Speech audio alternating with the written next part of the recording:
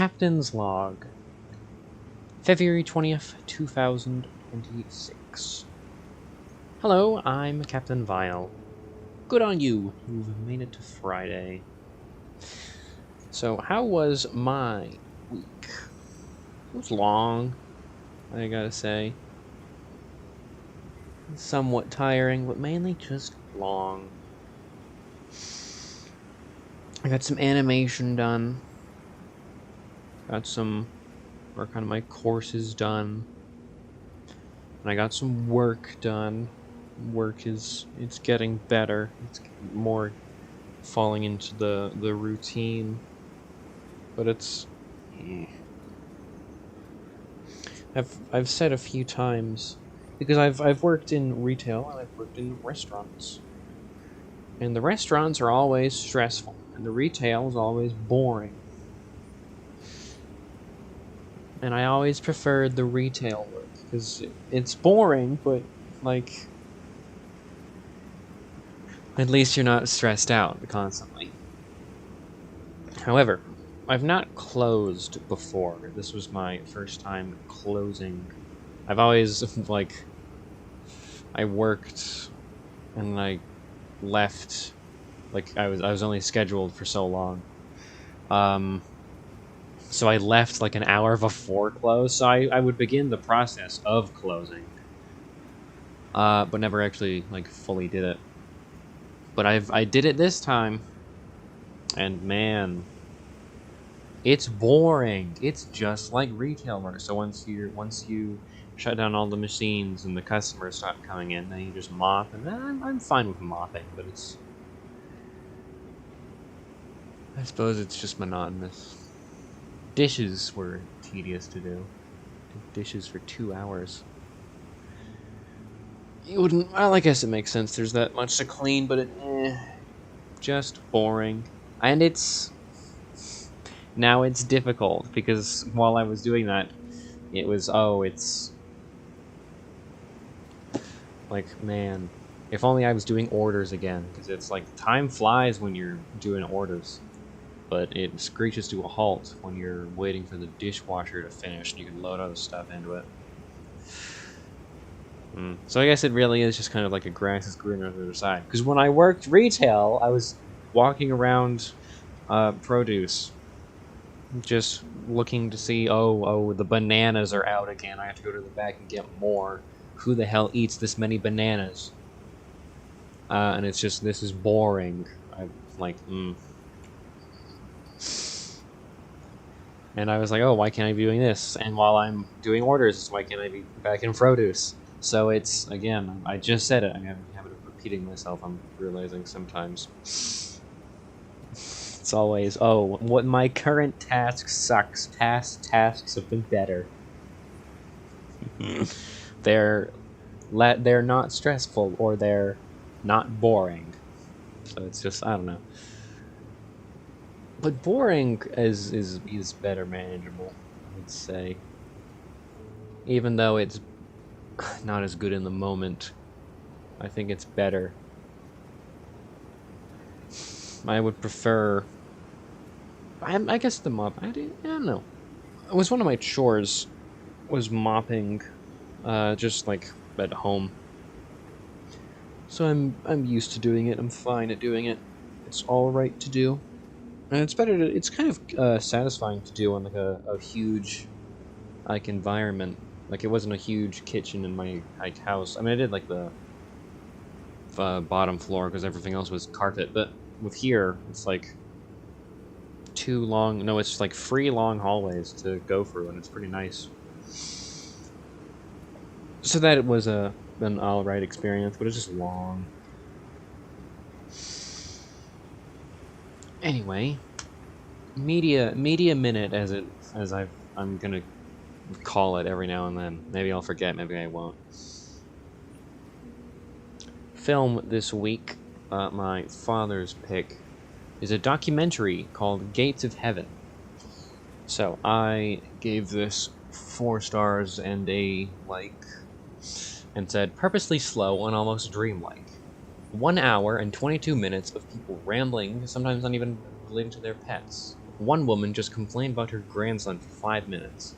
A bright, decently informative, and sometimes unintentionally comedic documentary that I can see why several letters were written trying to get it made. That is about the backstory of Gates of Heaven, which is a documentary about a pet cemetery. And it's a very odd documentary. I'll get into this before talking about the documentary, but the guy who made it for a few years was telling anyone who'd listen about his idea for a documentary. And he wrote a bunch of letters to Werner Herzog trying to ask for help or funding or asking him to make it or just whatever. Let's make this documentary about animals. And he said, just make the damn thing and leave me alone. And you know what? If you do it, I'll eat my shoe. And there's a companion documentary to Gates of Heaven called Werner Herzog Eats His Shoe, and I was told by my father to watch it alongside this, or watch Gates of Heaven, then watch Werner Herzog Eats His Shoe. But I wasn't able to find it. I couldn't track it down, annoyingly. But it's 15 minutes, so I will try and find it later, and I'll update it. But the actual documentary itself is very interesting. It is. If you don't like documentaries, but you do like this show, then you might like this documentary, because it's essentially the end of the month show. It's next show. Because they've been getting a little longer, so it's an hour and 20 minutes. They cycle between a few guests, and some of them, again, aren't even about the pets or the story. So they had an interesting thing in the first 40 minutes where it was this... They talk about 2 different pet cemeteries. But while talking about the first one, they spliced it with an interview of this, glue factory manager. So it was this, really compassionate guy who was not in it for the money, but was really just in it for, he thought animals deserved a proper burial. And then the manager who's going on about, oh man, you get people who just moan over the phone about how, oh, don't talk about that at the dinner party. And it was a fun other side of the coin. And one thing that added to it is the manager, he sounded somewhat similar to Tom Hanks. So that made it a little novel. Maybe he was my favorite guest. All right, yeah. Ooh, oh, Captain I Hate Animals Vile. Liked hearing about the manager that also didn't like animals. Whatever. Not to the degree that guy was against them. No, if. I mean, my mother, a while ago, had suggested an interest in getting a horse. I don't understand the infatuation people have with horses. They are... This is my show. I know she listens sometimes. Yeah. But I held my tongue, but horses are stupid animals. Oh my god, I do not like horses. I don't see the appeal in horses. I understand that there was a significant, we would not be perhaps where we are industrially without horses. But I don't get why they're still so valued. They're just big, dumb animals who take up so many resources. They think about killing themselves and other things all the time. They're so stupid. I don't like them. They don't do anything except provide labor, which I'm fairly certain we could get a cow to do, alright? And that would bump horses all the way down and bump cows even more so up, which they don't even need the PR boost, but horses are overrated. They're stupid. It's whatever. Don't like them. Don't see the appeal. Oh well. I'm reminded of there's relating to Werner Herzog. Look up Werner Herzog on chickens. Just open quote, Werner Herzog on chickens, end quote. Just that into YouTube. You'll see basically the same rant, except about chickens instead of horses.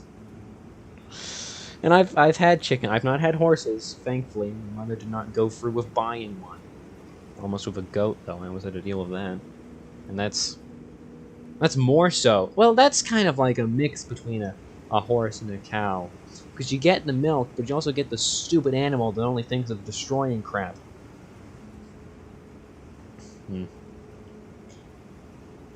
Whatever. It's just him complaining about chickens, which... yeah, they are kind of stupid.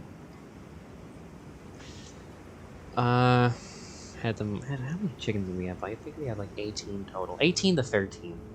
No, we definitely had 15. Over the course of maybe 5 years. I had to build the damn coop. Anytime someone mentions chickens, I always think of this one Seinfeld clip. I should get back to talking about the documentary Gates of Heaven, but I want to go. Let me go on this tangent, alright? There's a clip, I forget the episode, but it's definitely George who initiates it. I think it's while he's just out. I think Jerry's going off about some woe of his, and then George just says out of the blue, "Do you think chickens have personalities? Because if they do, I don't think we should be eating them." And let me tell you, they do have personalities. I could tell. I mean, most of the chickens were the first batch of chickens were actually identical, very similar. They were like the same breed, I guess. They all looked the same, except for like different minute pattern changes. They were all like red, black, and gray, just all over, like pepper or something. Not quite. Well, we had a chicken called Salt and Pepper, whatever. Anyway, they looked identical, but they acted differently. And later, we had a chicken named Goldie, who I hated. Damn hawk couldn't have eaten that one. Seriously, Goldie lasted the longest. We had to give Goldie away. Goldie didn't die. Like, to the point where when we only had Goldie, because when we moved, we got rid of the chickens one by one. We gave them away to people, and Goldie was last. And to the point where Goldie moved into the house.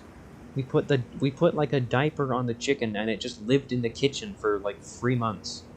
And then we just threw our hands up and this is a terrible way to live. Let's get rid of the damn chicken. It's but Goldie was rude. He was pecking my hand when I tried to get the eggs, and my feet when I fed them. I don't know what Goldie's issue with me was. I certainly had issues with her. So, that's what the documentary is, Gates of Heaven. It's just that for almost an hour and a half. Just people going off on their, some of them were related to the dogs and cats, but as I said earlier, there was this one woman who just, for, I think it was 8 minutes, just complained about her grandson. She started off talking about I think she was the transition from last Pet Cemetery, or the first Pet Cemetery to the next one. So they talk about the Bellevue one for the last 40 minutes. And she starts off, oh, that one closed, and now we gotta go to Bellevue. Yeah, that's it. And then she starts talking about her car, and it's yeah, my grandson, he's got this new car, but he never visits me. I gave him $400 to help get that car. He's got this new office job. And then the last couple sentences are oh yeah, my dog Sparky, yeah, I buried him. The whole neighborhood liked Sparky. It was just her complaining. It's like if you had me on the interview. Because if I talk you're listening to this now, you're probably listened to a few other Captain's Vlogs. You can tell if I talk for an extended amount of time, I am going to talk about either one of two things. Something I am interested in, or something I am annoyed with.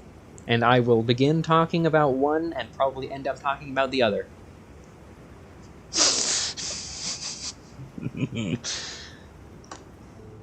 At the moment, it's been a lot of column B for the majority of the show.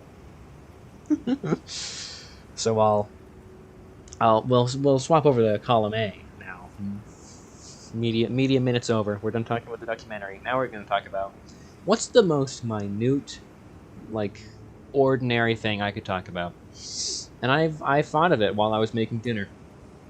So I live on the second floor, and the kitchen's on the first floor because you don't want to lug a fridge upstairs.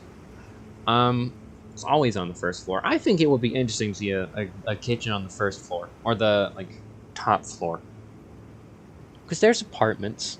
All right. I know why I just said. Do you want to lug a refrigerator upstairs and down when you move? But there's apartments. They did that. There's just no elevator. But I wonder how you could do that. Speaking of, actually, hang on. We did lug a fridge up and down stairs when we bought a new fridge.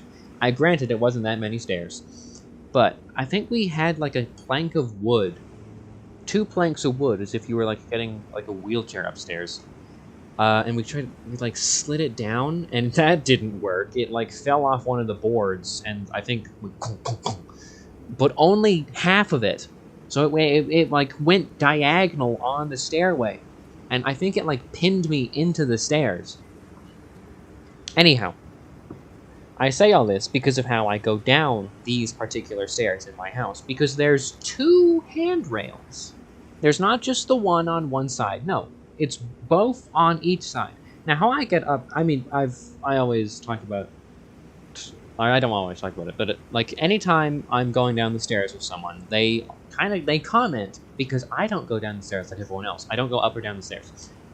It's not that unusual to go up the stairs 2 at a time, but it is unusual to go downstairs 2 at a time, because people don't have any sense of urgency anymore and are confused when you do, because I got places to be, and I have the skill to get there quickly. So I'm gonna walk downstairs 2 at a time, alright? I'm good at doing it. I'm not gonna fall, alright? I get all people keep saying you're gonna trip if you do that, and then I go down 3 at a time to spite them and don't slip once. I'm good at doing it. But these stairs, sometimes I will go down 2 at a time if I'm carrying something and I don't want to do the normal route.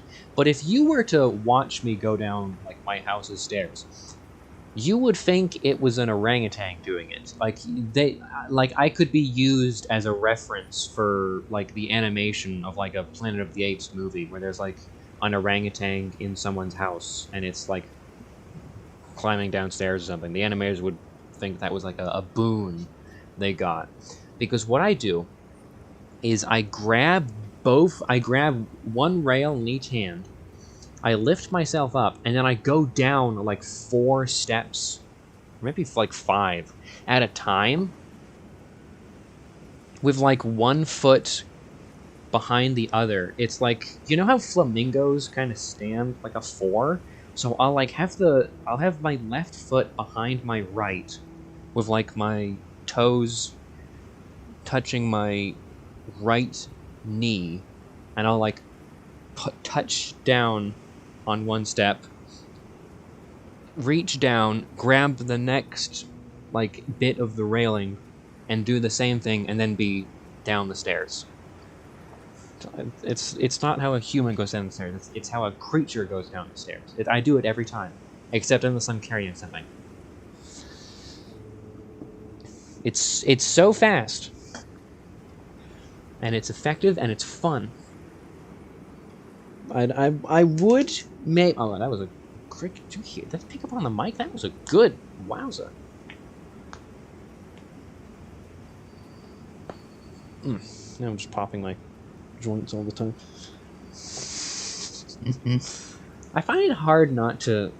It's whenever I pop something, and I crack my knuckles or stretch and I pop my shoulder, I always gotta go through every damn joint, and then I can proceed. I gotta go through it. I gotta go through it all.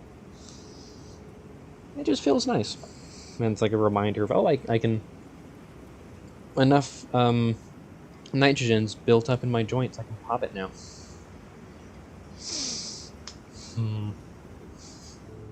So I think that's everything. Oh, I did not read, if you were wondering, if you were like, how's the Meg doing, Captain? I didn't read it this week. I'm going to do a weekly system where it's like, don't read it this week, do read it this week. So next show, I'll have read it. All right, don't worry. The 27th. So it's so close to ending on a Friday, but it ends on a Saturday. Next begins on a Sunday, so that's nice, I guess. Oh, look at that. March 1st is World Compliment Day. And then March 3rd is World Wildlife Day. What a stupid holiday.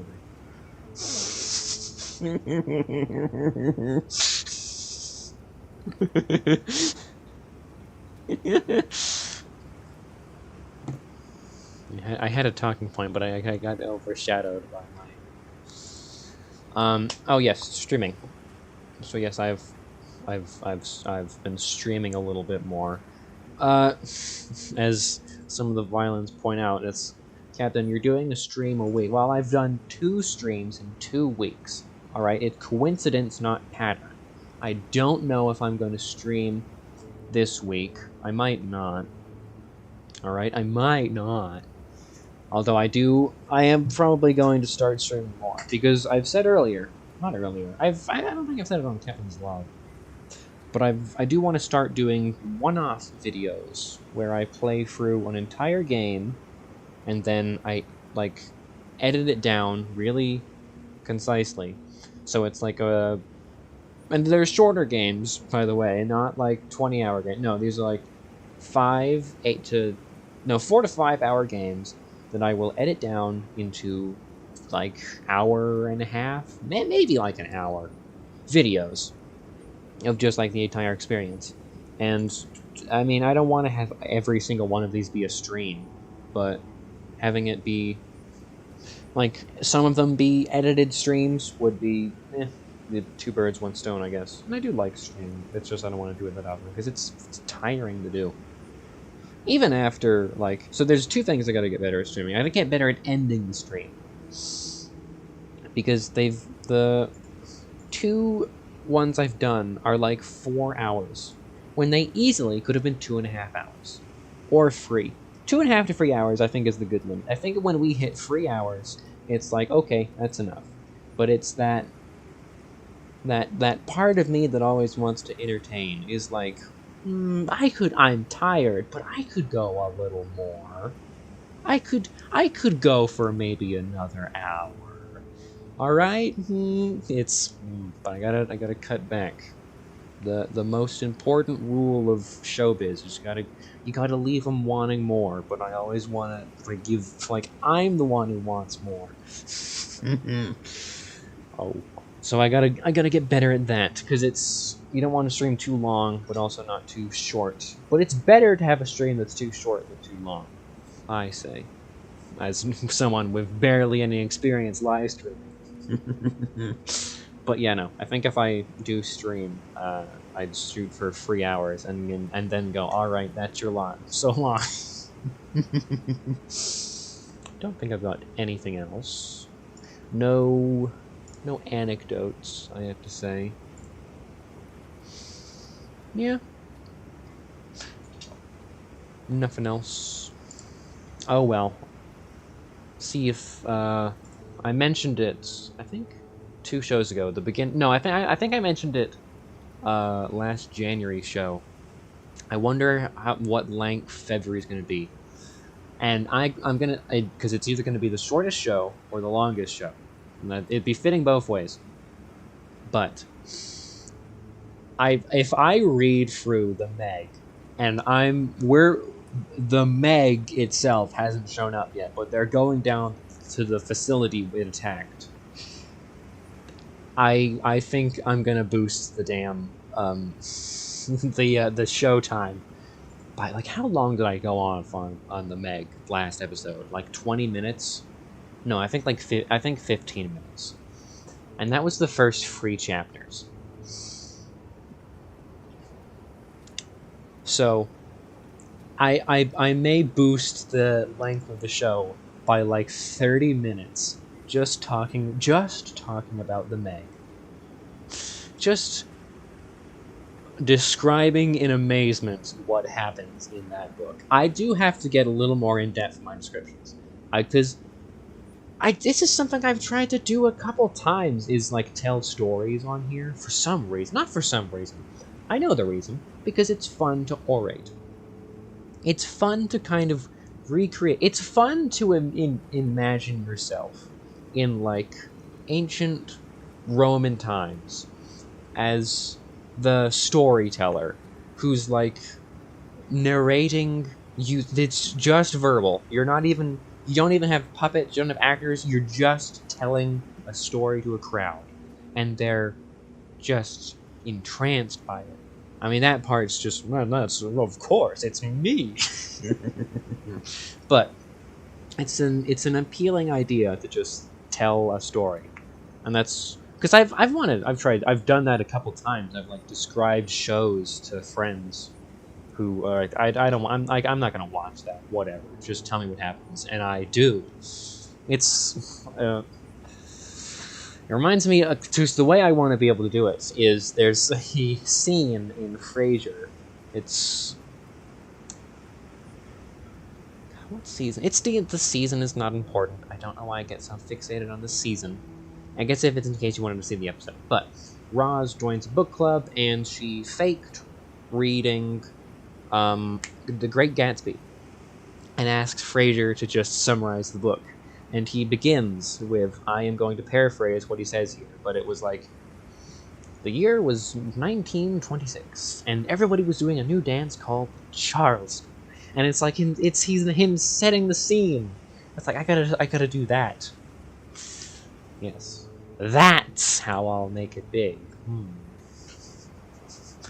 If you want to be a big shot, you'll need big storytelling skills. Anyway, thank you for watching, and goodbye.